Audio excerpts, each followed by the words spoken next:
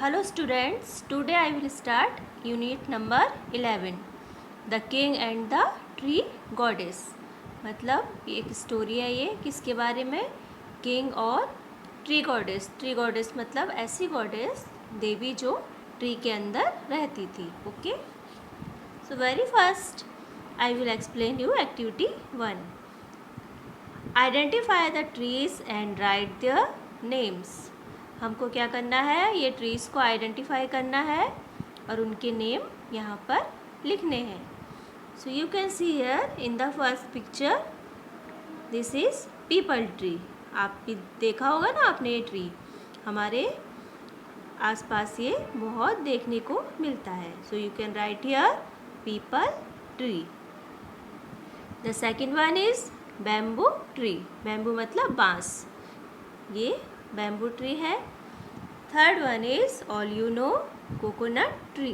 Okay, and last one is Neem tree. ये भी हमारे सब जगह हमको देखने को मिलता है and very useful medicinal tree. Okay, now we will start activity 2। Read the following paragraph. Kalpa vriksha and चैत्य वृक्ष scriptures mention that worshipping of trees has been an ancient Indian practice। तो कल्प वृक्ष क्या है और चैत्य वृक्ष ये क्या है? स्क्रिप्चर्स मीन्स क्या होता है? A writing that is considered secret. Secret मतलब जो पवित्र ग्रंथ जो लिखे गए हैं उनमें क्या बताया गया है इन ट्रीज़ को, कि ये ट्री वर्शिपिंग मतलब इनकी पूजा होती है ना। और बहुत पुराने इंडियन हमारे हिस्ट्री में ऐसा बताया गया है कि बहुत पहले से ऐसा होता आ रहा है। बहुत से ट्रीज़ होते हैं ना कि हमारे घरों में उनकी हम पूजा करते हैं, जैसे पीपल ट्री की भी करते हैं, बेसिल तुलसी की भी करते हैं, है ना। और कभी कभी फेस्टिवल पे हम किसकी करते हैं, बैम्बू वो बैनियन ट्री बरगद के पेड़ की भी करते हैं। इस तरह से सो मैनी ट्रीज है ना। The Hindus, Buddhists and Jains considered the Ashoka tree as the most legendary and secret tree of India.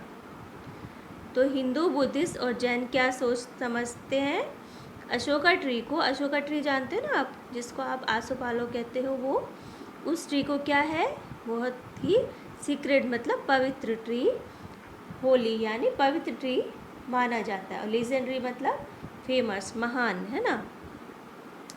India में उसको बहुत पवित्र मानते हैं। आपके घर में भी जब दिवाली होती है तो उसके तोरण वो हम लगाते हैं ना, पूजा में भी उसका यूज़ करते हैं। इस तरह से myth says that Lord Buddha was born under this tree in Lumbini.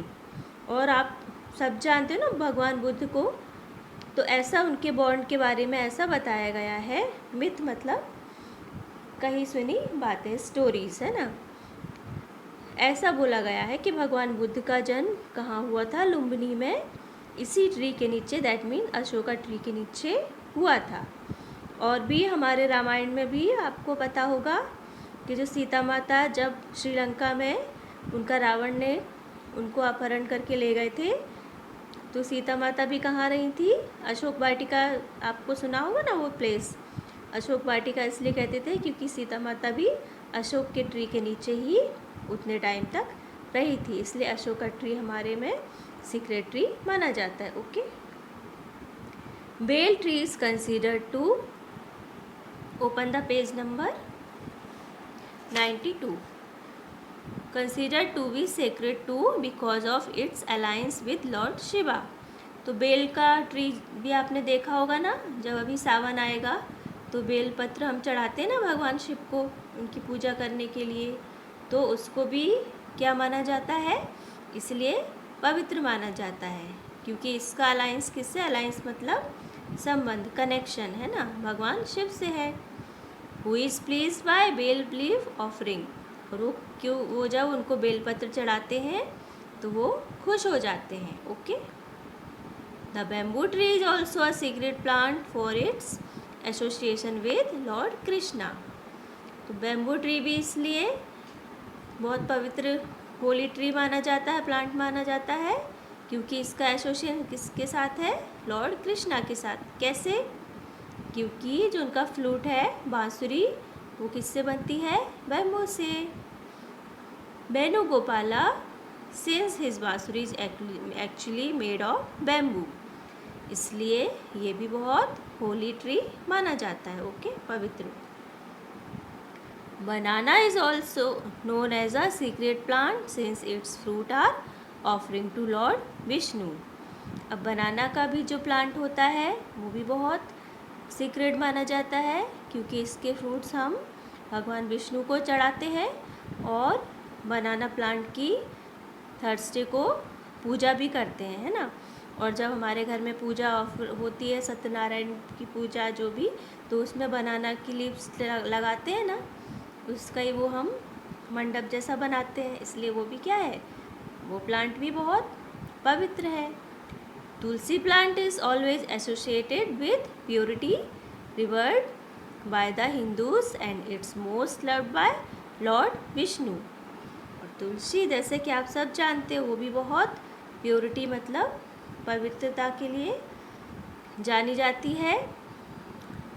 River मतलब पूजा की जाती है ना, वर्शिपिंग की जाती है इसकी। तुलसी की आपके सबके घरों में होती है ना, आप सब तुलसी माता को जल चढ़ाते हो ना, आप नहीं तो आपके पेरेंट्स, मम्मी सब करती ना तुलसी जी की पूजा, क्योंकि ये भी बहुत पवित्र प्लांट है और उसको भगवान विष्णु से जोड़ा गया है। जब भगवान विष्णु का हम प्रसाद रखते हैं तो उसमें हमेशा तुलसी के लीव्स या तुलसी पत्र जरूर रखते हैं, है ना, आपने घर में ये देखा होगा। The coconut tree is also tree or known as Kalpavriksha in Sanskrit and enjoys special importance in most Hindu rituals. Coconut tree भी को क्या बोलते हैं? कल्पवृक्ष बोलते हैं संस्कृत में, और इसको स्पेशल इम्पोर्टेंस दी जाती है हिंदू रिचुअल्स मतलब रिलीजियस सेरेमनीज जो होती है ना, पूजा, ऑफरिंग, वो सब, तो उसमें हम कोकोनट चढ़ाते हैं ना, नारियल चढ़ाते हैं कि नहीं? हर पूजा में नारियल फोड़ते हैं, फिर हम उसको प्रसाद एज अ प्रसाद खाते हैं, इसलिए वो भी उसकी बहुत स्पेशल इम्पोर्टेंस है ना। The fruit is believe to represent Lord Shiva and the 3 black marks on the coconut shell depicts his eyes। तो कई लोग ऐसा भी मानते हैं कि जो नारियल होता है वो फल, वो किसको रिप्रेजेंट करता है? इसको दर्शाता है भगवान शिव को। और जब हम उसके वो रेशेज निकालते हैं ना, तो ऊपर आपको 3 ब्लैक होल्स जैसे मार्क दिखते हैं ना, वो क्या दिखाते हैं? डिपिक्ट मतलब शो करना, जैसे वो उनके शिव भगवान के 3 नेत्र हो, भगवान शिव के 3 नेत्र बोलते हैं ना, तो ऐसा कई लोग मानते हैं कि वो 3 जो होल है वो क्या है? भगवान शिव की आईज है। तो आपको समझ में आया ना ये लेसन? ये एक्टिविटी के जो ट्रीज़ हैं वो उनका भी बहुत होली इम्पोर्टेंस है, मतलब उनकी भी बहुत पवित्र महत्व है ना, कि कई ट्रीज़ क्या है, हम पूजा भी करते हैं उनकी, और फ्रूट्स का भी पूजा में उनकी इम्पोर्टेंस है। तो आपको क्या करना है? इसको रीड करना है अच्छे से। ओके, नेक्स्ट एक्टिविटी में अपने अदर वीडियो में आपको एक्सप्लेन करूँगी। So watch it. Thank you.